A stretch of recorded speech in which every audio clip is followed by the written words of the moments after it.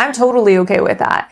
And those are the kind of friendships that I didn't know I could have out here, because those are the friendships that I have with my family. Yeah. Like with my family and a few best friends that I know that I could come to their home and they're not going to be embarrassed. I'm not going to be embarrassed. Not that our house looks like trash or anything, but it's like there's that that unspoken expectation. Like you want to give the best to people. And don't do life alone. We're sharper together.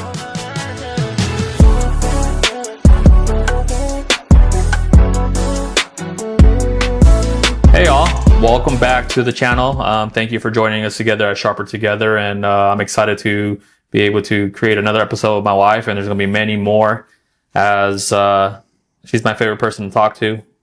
Yep. And she brings out the best in me, and I'm pretty sure I bring out the best in her. But we want to be able to cover a topic that is always evolving, always changing.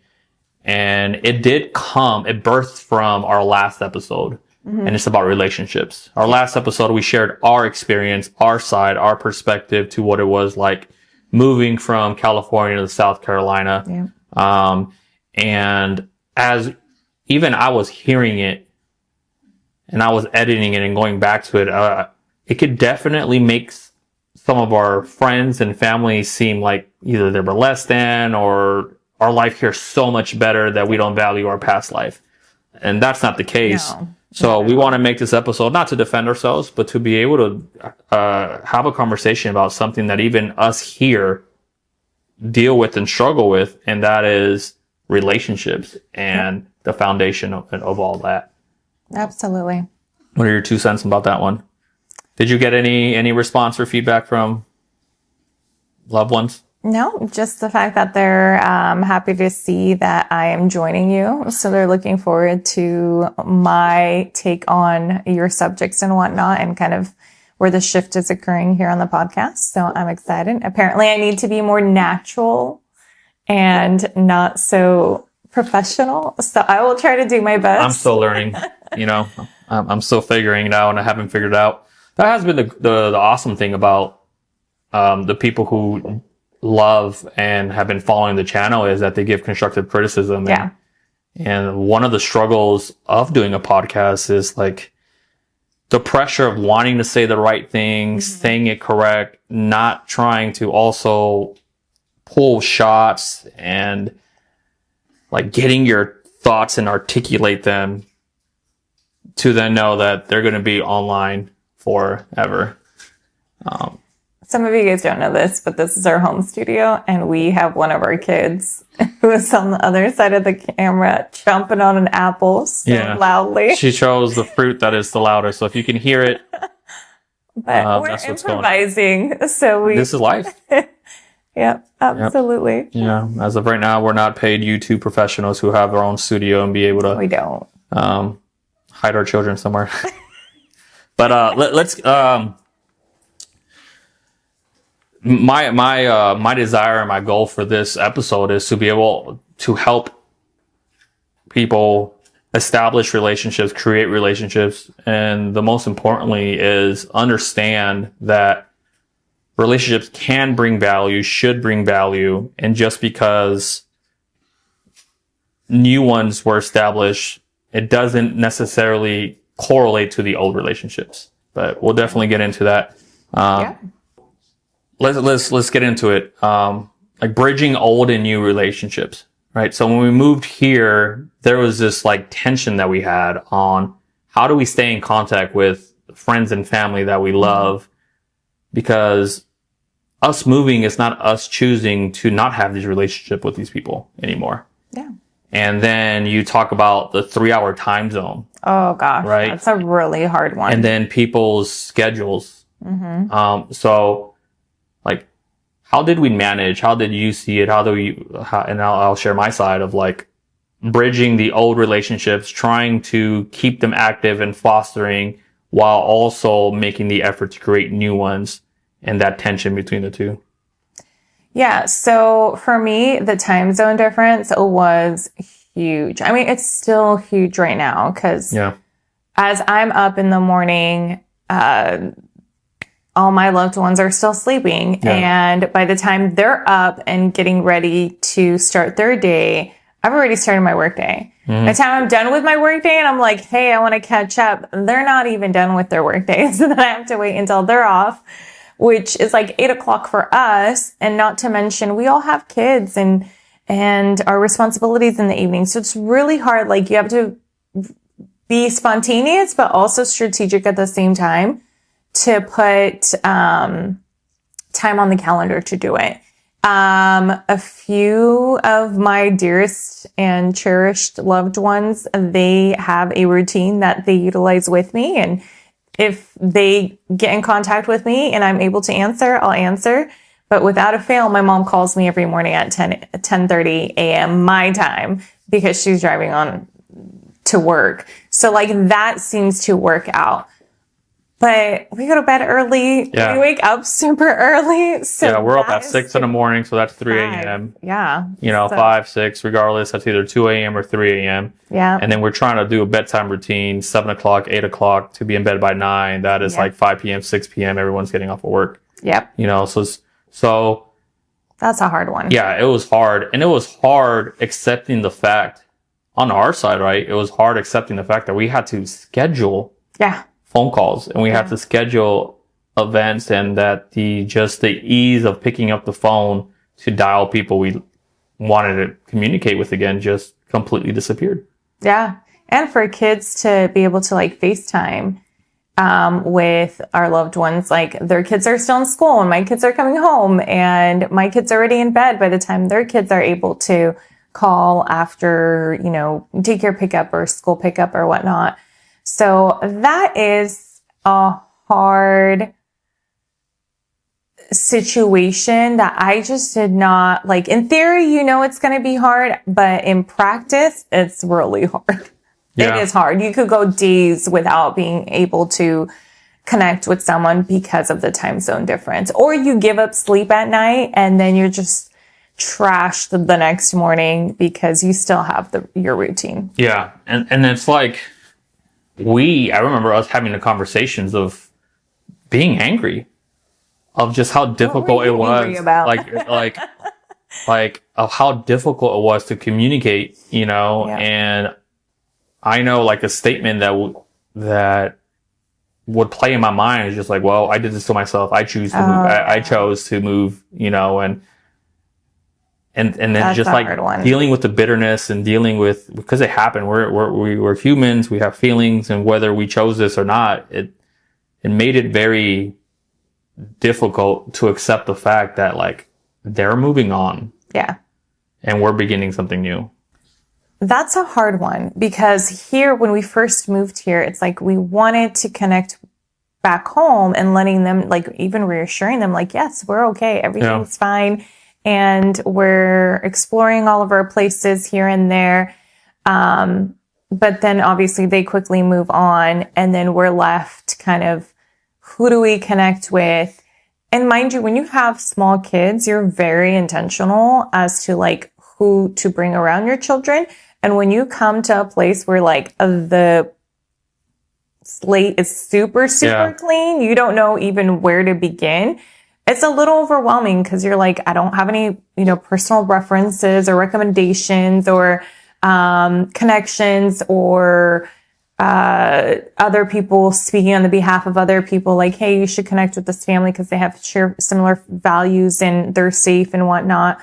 So that, like I said, year 2 felt very lonely because of that, because everybody moved on at home. We moved on, but then like the deep seated connections here weren't here yet. Yeah. And then it's almost like we had to mourn relationships we've had back at home. Yeah. And it's not that you can categorize relationships, but I don't have any other word, that you started evaluating, like maybe this relationship was Proximity. Only proximity driven. Maybe this relationship was conveniently driven, not diminishing that value, but just establishing the fact, like, there is individuals who are out of sight, out of mind, and there's individuals who are pursuers, and there's individuals who like there's just many different characteristics. So I remember having to mourn the simple fact, like, I thought I meant more to them. Oh, that's a hard one. Yeah. Right. And then I can only assume that others felt the same way, that I thought I meant more to him. Yeah.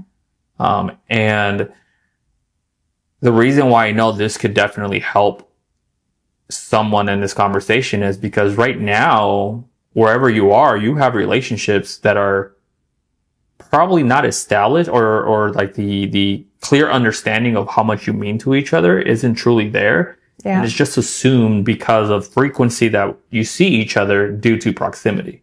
Yeah. So I know that was hard, was just like, you almost start like questioning yourself. Did I imagine my friendship with this person?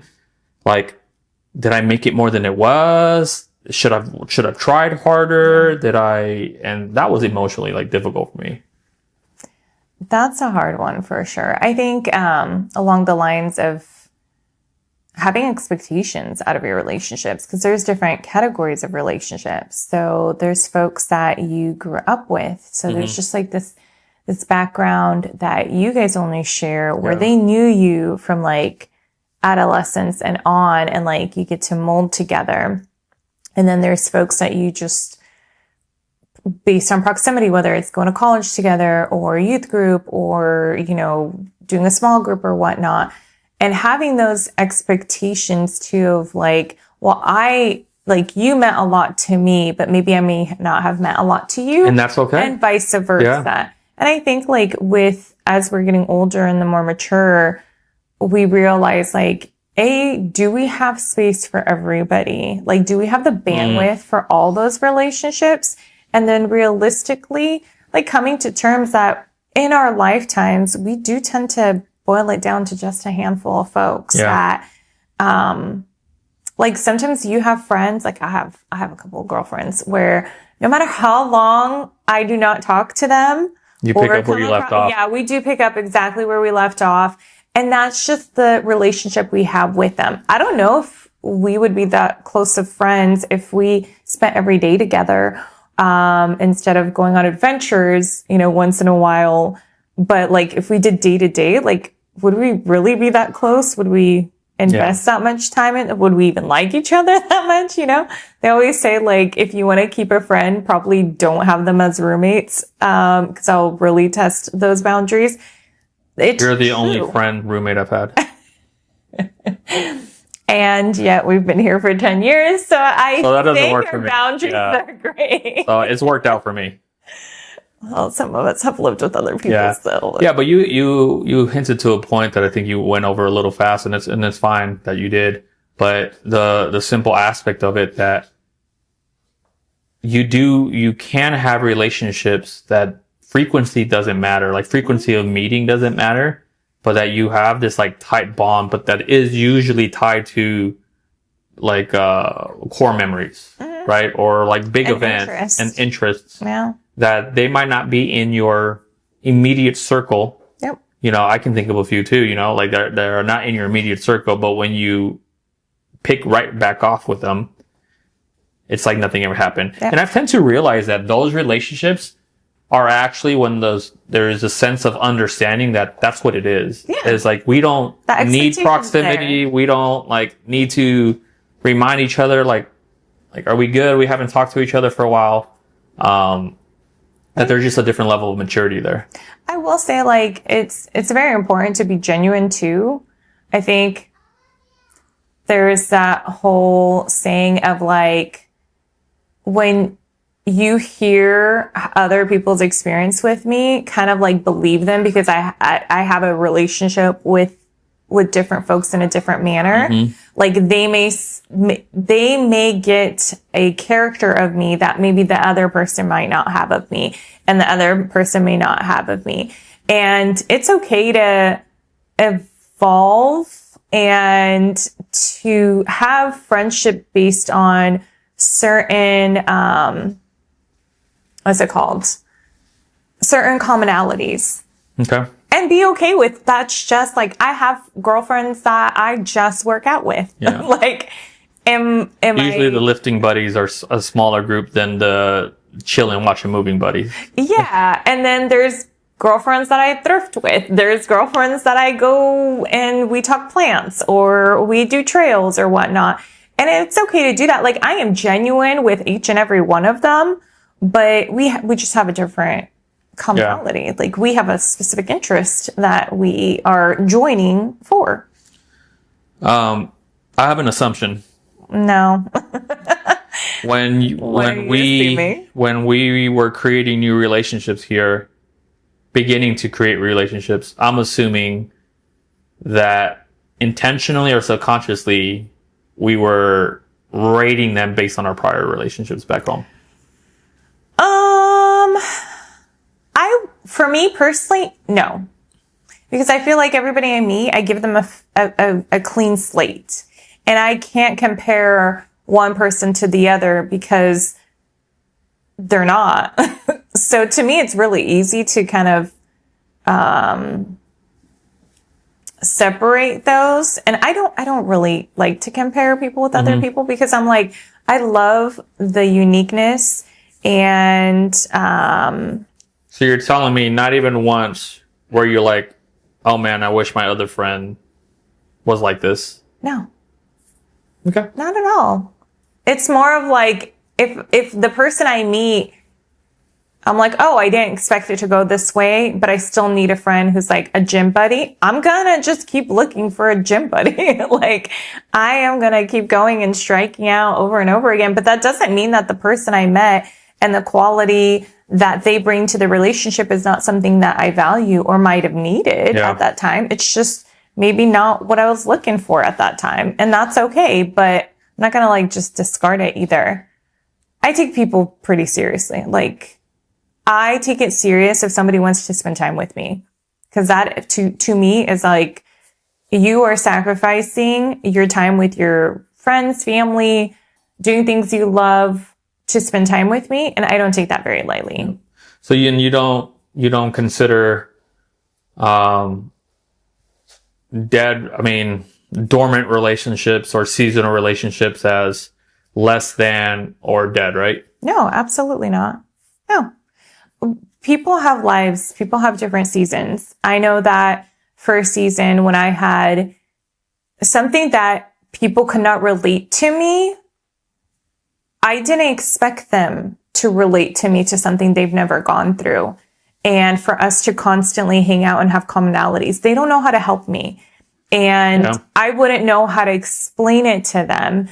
So in those seasons, God crossed paths of other folks in my life that did have certain things that where I may have been a blessing to them, even though I was looking for a friendship. I was getting a friendship, but more of like also giving something back to the other person. You know, when they say like, if you are struggling, you serve other people, and you kind of tend to like your issues tend to seem smaller. Yeah, yeah. So let me ask you, are you one to feel that if there's a relationship that seemed a bit disconnected or you're just in different seasons, do you feel like that is a dormant or a dead relationship? And have you had experience with that? Because this is your first time moving. I mean, you've never been so disconnected.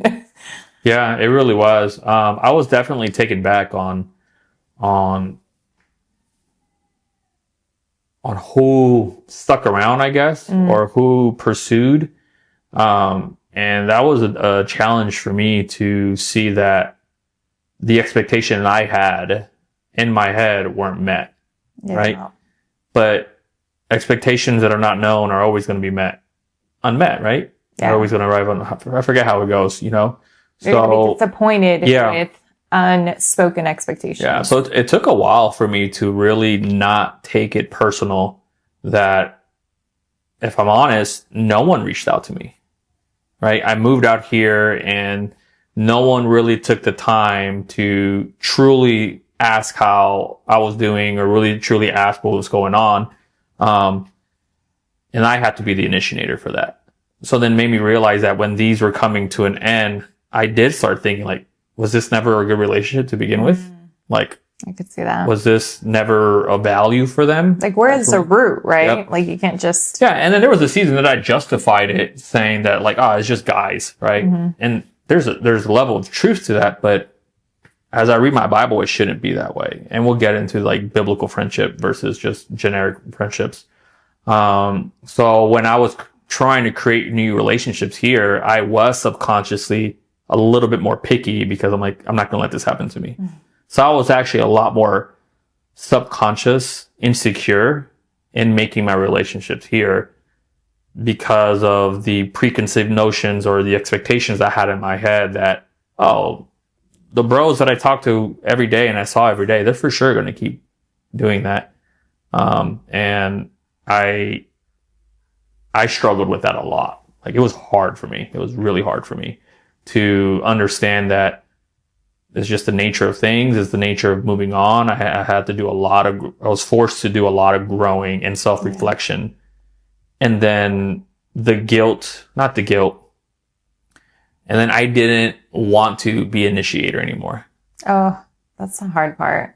When you're constantly proactive, but then you get like a strikeout after a strikeout after a strikeout. And you're like, what's the point? Like, it's kind of just waiting to find a friend at your doorstep. Yeah. And then the first time I went back. But it's not fair. The first time I went back, if keep it 100%, like, I was coming back with a sense of like bitterness of just, I'll send a text message and it's just like, I'm just going to send a text message to be cordial because I don't want to hear it if someone hears I'm in town and I didn't text them, so I will go in and send the text, but there was like this like bitterness. Like, I hope you don't respond. Yeah. Or like, I don't really know what I hoped.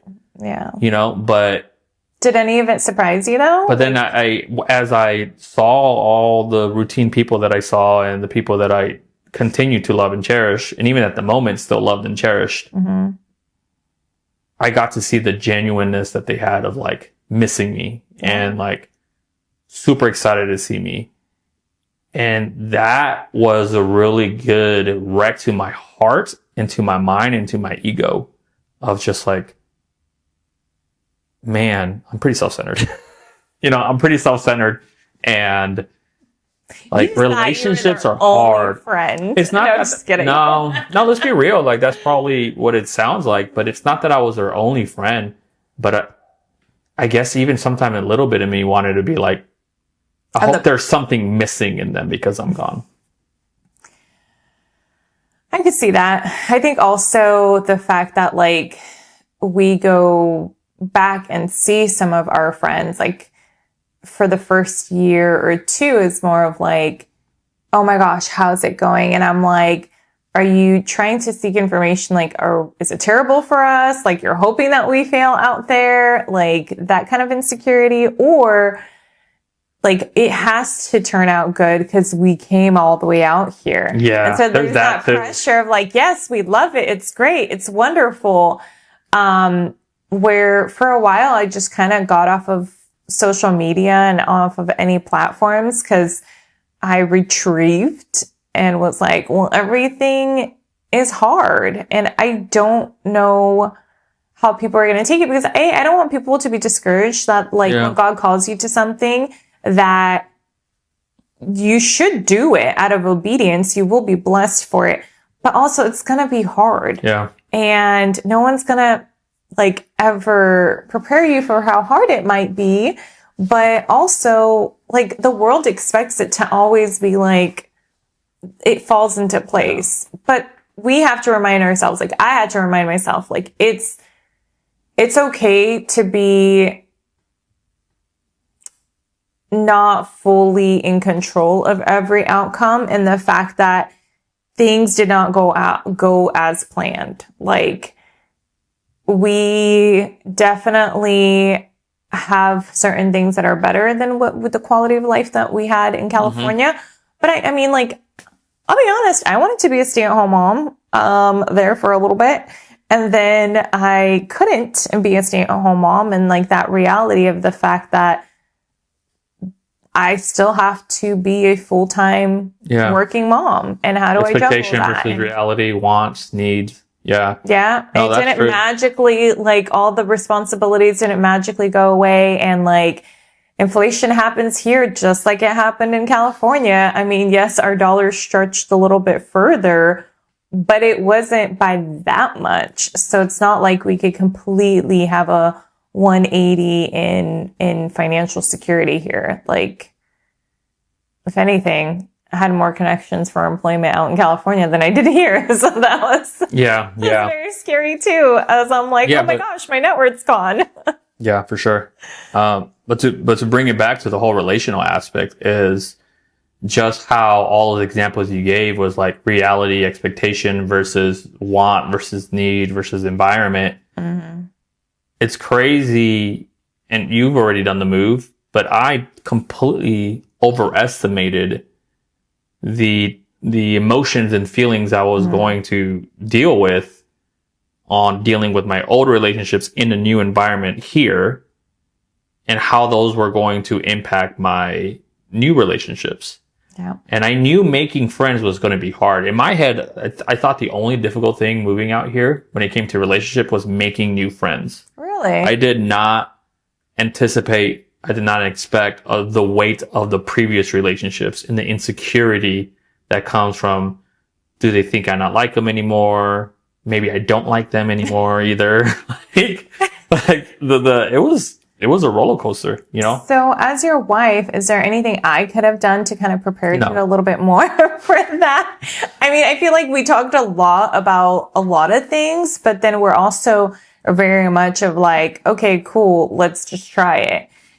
No, I don't think there would have been anything, because once again, going back to the self-centeredness of me. Yeah, I kind of help you there. Is that I thought I was a lot more mature than I gave myself credit. It's bold to say. You know, and I wasn't. So like going back to the first time I went back was one of the most healing, destructive to my pride and ego, like I mentioned, but healing moments of just like, it's okay. It's okay that they moved on. Yeah. It's okay that I'm moving on. It's okay to feel insecure. It's okay to be a little bit hurt, you know, and I'm grateful that the Lord took that time in that moment to heal my heart and not make me bitter or not make me, abrasive towards new relationships, but it actually gave me this new sense of just like, it's okay to have boundaries. It's okay to create new relationships that might propel me to something greater, and how that can also, and how that doesn't mean that the past was less than. Oh yeah, of course. You know, and I think a difficult thing to be able to say is that the newness of relationships we have now is awesome, great, different, and how the enemy then makes the old relationships, the previous relationships, less than, when that's not even the case. And the best like thing I can use that example is like this plant we have here, is that we were in one pot. We were like in a different pot in California, and those relationships, the soil, the sun, the environments, like was producing one type of environment for the plant. But then the Lord came and took us out of that plant and then literally moved us across to another garden, different soil, to red clay. Oh my God. Right? It's not even soil. That's not soil, but red clay. But just because there are different ingredients producing something different, necessary, and better, doesn't mean the last environment we were in is lesser, because that was the only environment that we were supposed to be in to even be ready to be out here. Absolutely. But yeah, I think also it's okay to grieve some of the relationships that maybe you hoped would be more connected with distance. Like, you know, they say the distance makes the heart grow fonder. Sometimes people out of sight, out of mind have a hard time. I don't want to say this in a mean way, but like out of sight, out of mind, like if you're not in their day to day, it's easy to forget. Yeah. Like we are all busy. Like we're busy with school. We're busy with kids at home or work or ministry or whatever else. And there's only so many hours in the day. Yeah. And that goes to, it reminds me of like a lesser role doesn't mean decrease in value. That's true. So that tends to happen. That's exactly what happened was we all took lesser roles in each other's life. A lesser role doesn't change value. Yeah. It just means it's we have less time experiencing that value, you know, and how now I only speak for myself is I feel very confident and healthy with my past relationships. So knowing that they have a lesser role, but the value is still there. Lesser as in like an active lesser role? Yeah, lesser in day to day. Well, they're lesser and they don't influence my day to day anymore, right? Yeah. They're lesser and they're not the ones providing communication and moments anymore. They're just lesser in proximity, lesser in time, lesser in intentionality. But the value doesn't get diminished because of that. That's true. And as we are mentoring our young adults, like we're starting to get into the topic of just like relationships too. Like even this last Sunday, it was just like, how do you kind of set boundaries and want someone to take a lesser role in their life, but they take it as they're losing value or they're like, so you don't love me anymore? It's just like, no, I don't have the bandwidth for you. And, or like when we do spend too much time together, it distracts me or, you know, so these are conversations that we're having, with our young adults right now and how we had some experience on just like, yeah, that's actually kind of hard. It's hard to explain. And it's almost like we have to defend ourselves. Like, hey, like I still love you. Like, you know, it's just, I know I haven't called in a while. I know I haven't talked. It's really not because, and then vice versa, like us hearing that too. Like, oh my gosh, I've missed you so much. And then in little parts, I'm like, well, you've never called. Like, oh my God. I'm not petty. I'm learning. I think this is a good example of like, we just are all in a process of maturing. Yeah. Like we are maturing. I said you're growing in maturity. Like every day is an opportunity to be a little bit more mature and wise than yesterday. Yeah. I want to pivot a little bit. Yeah. Okay. Go for it. What have we learned? Oh. Yeah. Nothing. No, just kidding. What have we learned from our previous experiences? And we mentioned like some relationships were strictly because of proximity, right? It doesn't mean good or bad. But what did we learn on creating relationships here and not just defaulting to proximity, but actually like being intentional? Like, I know you're technically closer, but there's no real value in our relationship. And moving here, I would argue and I would say that we've become a lot more missional. And we've become a lot more intentional with our time and who gets our time. That we've been shrewd in a good way. Like we've been, I guess, better stewards with our time. Yes. Like just because you're the most convenient person or environment to be around doesn't necessarily mean like you're a beneficial person. You're a beneficial person. So what's your question again? I mean, you said a lot, but I don't remember what the question was. My question is what did you learn in creating new relationships to avoid relationships strictly just based on proximity? I learned not to be petty. I'm just kidding. I don't think I'm a petty person. I learned that I have a unique talent and gifting to bring people together and then they form a relationship, and then I am back to square one. Yeah. That was one of the things that I had to learn, that was just a gifting and being okay, because those people really needed that, even if they didn't know they needed it, which is great. I'm so happy for all those relationships. But I also, in those moments, had to really reevaluate, like, what kind of relationship did I want? What kind of friends did I want?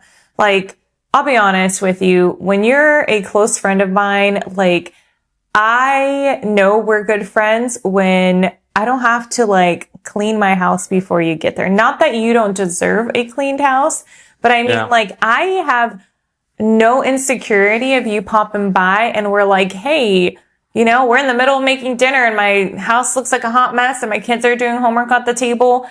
Come on over and we'll feed you too and whatnot. Like, I'm totally okay with that. And those are the kind of friendships that I didn't know I could have out here, because those are the friendships that I have with my family. Yeah. Like, with my family and a few best friends that I know that I could come to their home and they're not going to be embarrassed. I'm not going to be embarrassed. Not that our house looks like trash or anything, but you know, it's like there's that or that unspoken expectation. Like, you want to give the best to people. And I wanted that. And it took some time. And it also, like, who I saw was willing to be like that with me allowed me to put my guard down, or my, I don't know, perfectionism away. Yeah. Like, and us Slavs, we have a whole hosting mentality, which is wonderful. Oh, let's not even go there. That's a whole other episode for itself. But that creates so much anxiety in some people, me, and with practice, my anxiety has lowered. But I still had to be intentional with kind of assessing how the other person was with me in order to know how comfortable I could be with them, if that makes sense. Yeah. It's very vulnerable. But what did you learn? What did I learn? I learned that being an adult and making friends is a lot harder than seeing my kids at the playground with a stranger and be like, I'm so-and-so, want to be my friend? And they're like, yeah, sure, you know? Adults are intimidating. There's definitely layers to them. And I am an empath. And I usually... Does that mean you can move things with your mind? Yes. No, I'm empathetic, where I feel deeply and I extend a lot of grace and try to see it from their perspective, where I'm like, if they're a person who has their guard up, I'm like, I'm so sorry, whoever may have hurt you. Yeah. And I may have come off with my guard up too. Like, sometimes you're just not in the mood. Like, you just duked it out with your kids on the way to church. And yes, you would like a friend, but you also would want to go home and cry because you're like, why are we having such a difficult morning? And I have no friends to call and talk about because they're 3 hours away and they have their own schedule. Yeah. That may or may not have happened. Yeah, that's tough. Multiple times. I had a completely different experience. Thank you. What did you learn? Thank you for asking. I accept your question. Is I am going to actually admit and say that the person that I kind of hinted this back in our last episode, is I'm a completely different person since moving here. See, I've been pretty steady in keeping it even keel for the both of us, but I'm glad you had a complete transformation. I'm just kidding. Well, I did have a complete transformation. You did. Right? You did. And not transformation in like technically who I am as a person, but a transformation of just like, I have purpose on my mind. You've had a heart transformation. I did have a heart transformation, yes. But it's like, I've never had purpose on my mind. I was always very much of like, let's go with it. Let's go with the flow, and things kind of work out. I still have that in me. The things will always work out. You know, the optimistic side of me. But what I had back in Cali and just the type of friend I was is very different than the friend I am now. I wonder what it would look like if my friends back home had the new me, you know, but it is what it is.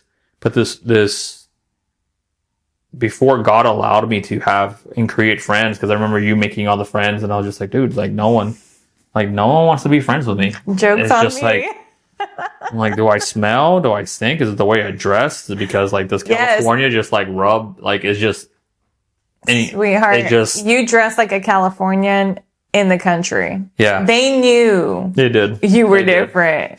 Pastor DJ knew you were different with your fanny pack.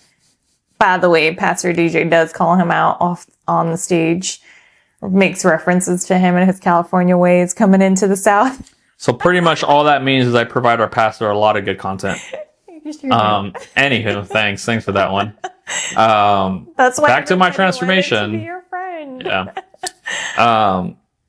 But God really did a number in my heart in realizing that I have a very limited time here on earth to make an impact, to share the gospel. So the benefit of that was like, one, the way I saw our family. And just, we have a limited time. Like, our kids need to know the gospel. Our kids need to build a relationship with him.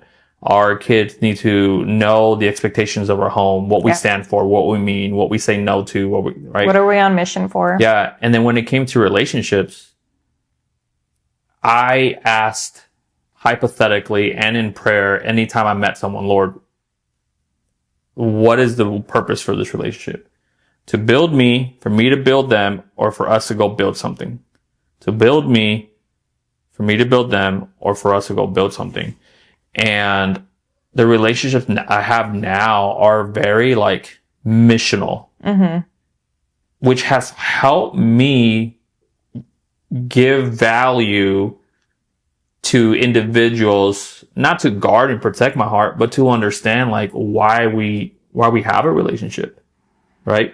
And I'm grateful that now, when I create relationships, I want to be a blessing and I want them to be a blessing. Yep. And how I'm realizing in scripture, there's nothing wrong with you desiring your relationships to build you and to benefit you and to bless you.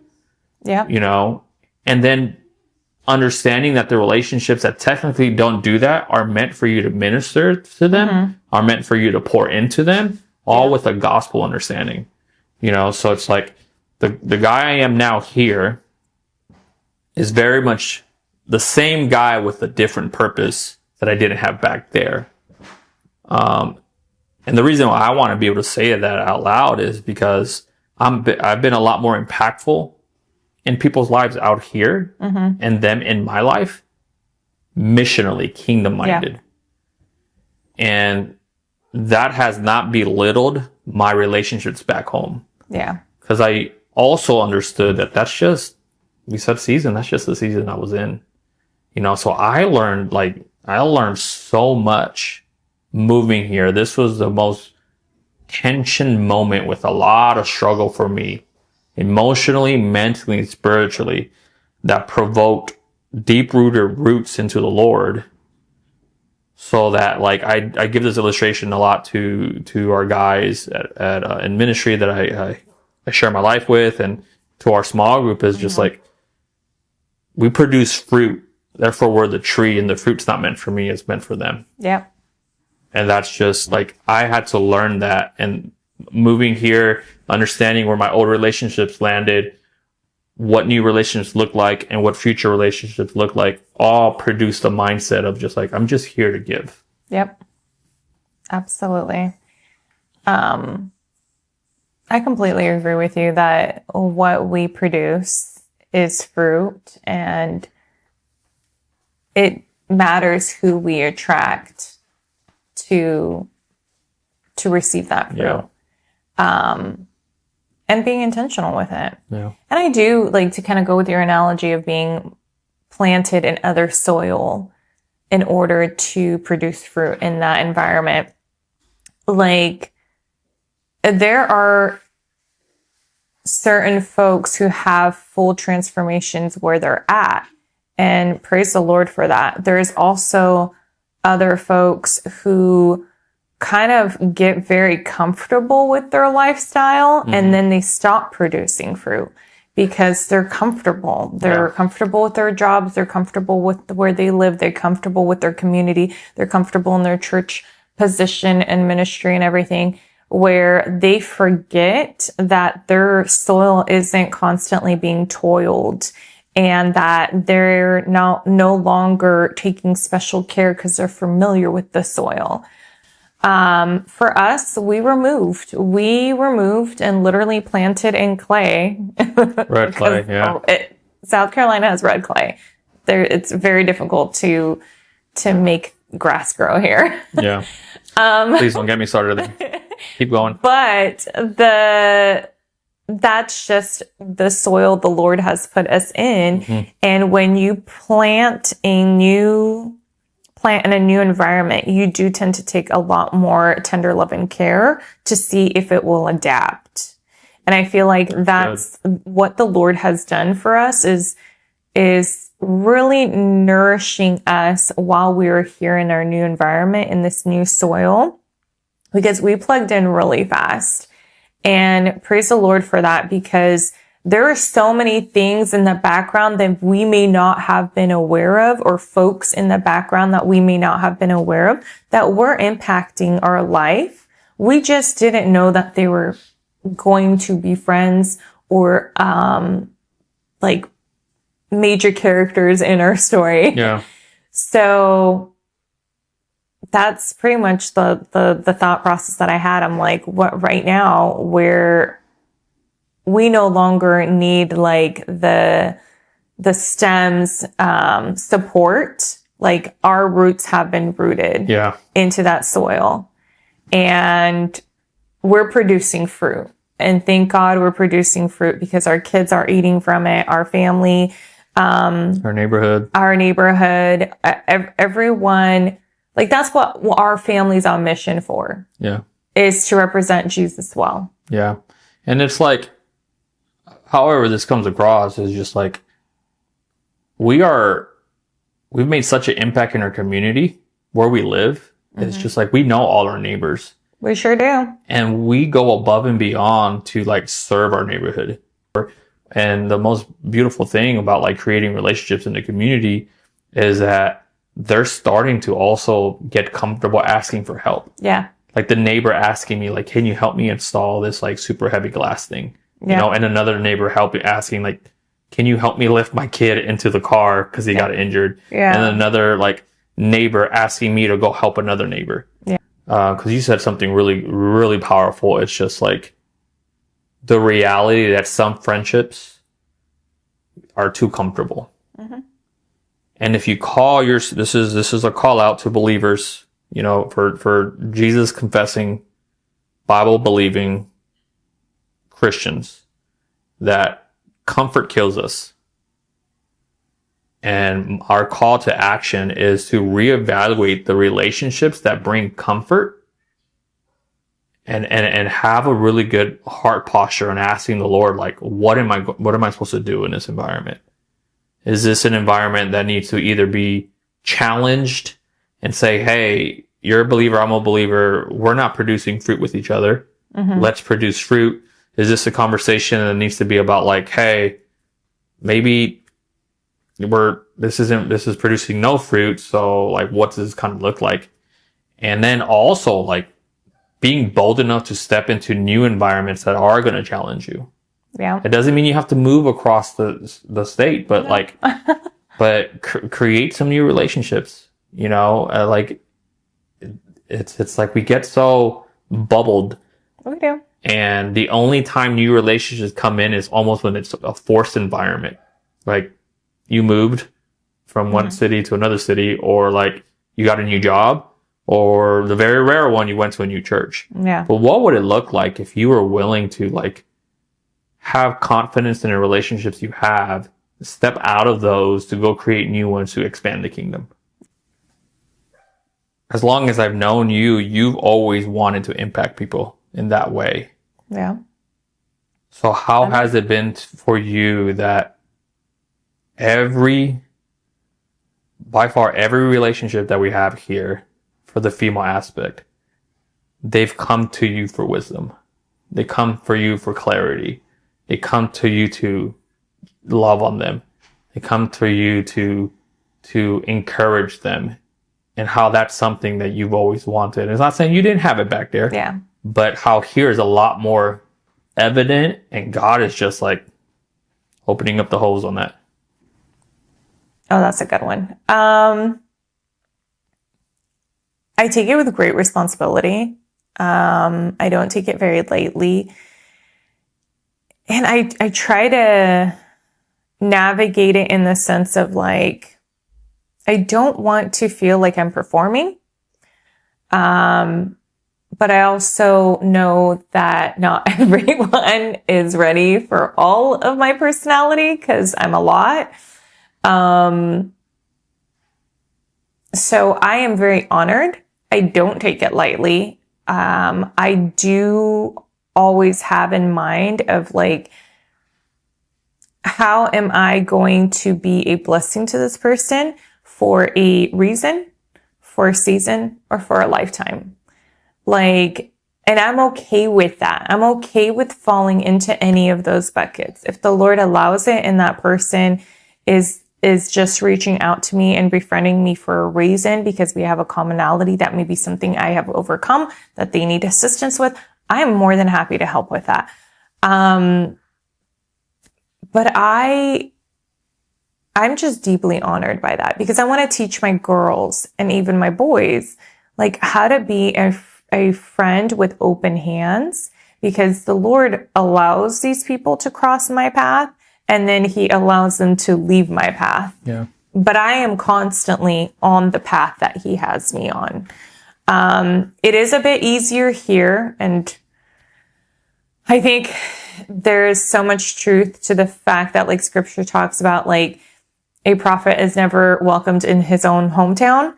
I think not because other people weren't willing to, I guess, reach out to me in my hometown because I had a certain past or they've known me for a really long time. You know, sometimes like we capture familiar and comfort. Yes, we capture a person from like who they used to be and who we're familiar with and not necessarily their growth or what God has done in their life and how that can impact them. Like we run into friends and we're like, oh my gosh, I still remember when they were like 13 and, they were the kid who were like shoving people on the playground or whatnot, that bully. That does not mean that grown adult woman with children is still that kind of character. So back home, it was that sense of familiarity, comfort. Yeah, comfort. And then like my own insecurities. It's not even people having that. It was probably my own insecurities more than anything else. And the fact that like there is just this also expected level of like, I have been an outcast in my society for so long, or my community, that like I had to show that redemption is real. And like, for some reason, also not glorifying the fact that like the path that I took. Mm-hmm. Do you know what I mean? Yeah, I know like, what you mean. It's, but don't do what I did, but also even if you did go down that path, like the Lord has given me so much more than I could have ever asked for because I don't deserve it. And I never did. And I never will. Yeah, but it does seem to ring true that, a prophet is not welcome in their own home. Yeah. We're not calling ourselves prophets. No, I'm not a prophet. There's just so much to everything that you just said that is the reasons we encapsulate people to the last moment we had them in. Yeah. And even if they seriously look different and we know they changed, it's still very hard to go, nah, you're still that knucklehead. It's like that core memory. Yeah. Like you can't get rid of it. So sometimes, sometimes when we remove ourselves from familiar situations, we have just a different lens. Yeah. And I think that's a beautiful thing. So I'm not the only one who has had impact in people's lives out here compared to home. How has that looked like in your ministry or life? Yeah, the privilege of being a leader of men, and how the transition that God took me of just being insecure and just who I am and who I was and who am I supposed to be to, the first 2 years to the last 2 years, being able to disciple as many men that I have, and the privilege and honor of like other people's wives saying like, you changed my husband's life, and thanking me for that. And all glory goes to God, but just the simple fact that I was the vessel used for that much impact and what God has been able to do through my life in the last 2 years is just, it's unreal. Yeah. Like it's unreal. And I know that it goes back to just like, he's changed my heart to be missional. Yeah. And how every man that I get to meet, I want to know how I can impact them. Yeah. And if I didn't impact them, that's okay. And if they don't stick around, it's okay. Yeah. Just like you said, like being able to build relationships with an open hand. Mm-hmm. I would add, I build relationships with an open hand, prostrated towards the Lord. Mm-hmm. Like, here are these relationships you've given me, Lord. What do you want me to do with these? Is it for a reason, for a season, or for, what do you say? A lifetime. Or a lifetime, and I've been able to create some amazing bonds here who are literally bonded to me through spiritual warfare. Mm-hmm. That, the best kind. It's just like in the short period of time of being able to know the testimonies and the life change of so many men. Yeah. And that I see them at church. I'm just like, they were one way and now they're different. And just the honor and privilege of being a part of that. And then them going, Jay Cruz is the guy. All glory to him, but then them going like, you got to hang out with him. Yeah. Who either annoy you or who point you to Christ. And I'm cool with those two. I'll either like frustrate you. Honestly. I'll either frustrate you or I'm going to point you to Christ. But it's been amazing. And that's what relationships are for. Which I will say, like, you're just a natural leader. You've been a leader where we were back home. Like, I met you, you were a leader of the youth group and whatnot. And so naturally you have that tendency and that character. But I really do think like the Lord redefined it or refined your quality, the character that he gave you, just a natural gifting, and now has pointed you on a mission field, like into a direction. And that has been amazing to watch. Yeah. And it's a lot from a wife's perspective. What a great honor it is to see that, because not only are you impacting outside of the home, but that is pouring into our home. And it's really easy for us to take your leadership and follow along with you, knowing that you're heading into the right direction. And I appreciate that. Thank you. Yeah, and it's. I'm glad thank you for bringing that up, and I'm glad you did, because ultimately, like, I do these things with my family in mind. Yeah. I am the lead servant. I am the first one to set the example in our home. I'm the one that's supposed to set the path, the tone, and it just pours into men. Yeah. And how my home is my priority, and others seem to see that, want that, and I pour that into them. So it's just like I'm only giving what I'm receiving from the Lord. Yeah. But yeah, this was good, and we can definitely go on for hours on this topic and just being able to talk to you. We've been talking for 10 years now, so yeah. 10 years and counting. But I really hope that this like blessed you, encourages you, and please like comment and add some feedback. And we're growing on being podcasters and learning how to, like, it's funny even learning how to communicate with each other, and it's a fun experience. But it is. But ultimately, please evaluate relationships and love them. Yeah. Like, if you have a relationship with someone and that person's making an impact in you and you're making an impact in them, let them know how much they're loved. Like, let them know how much you appreciate them. And then when that relationship flees or goes or simmers down, like, cherish those moments and then be ready to move on for another one. Absolutely. I think that is the words of wisdom we would like to leave with you, is to just be aware that relationships are placed in your life either for a reason, a season, or a lifetime. And that's okay. And for you to grow in wisdom and maturity in your ability to love others and to be loved. Yeah. But stay tuned. Like, share, subscribe. Appreciate you guys. Have a good one. Bye. Don't do life alone. We're sharper together.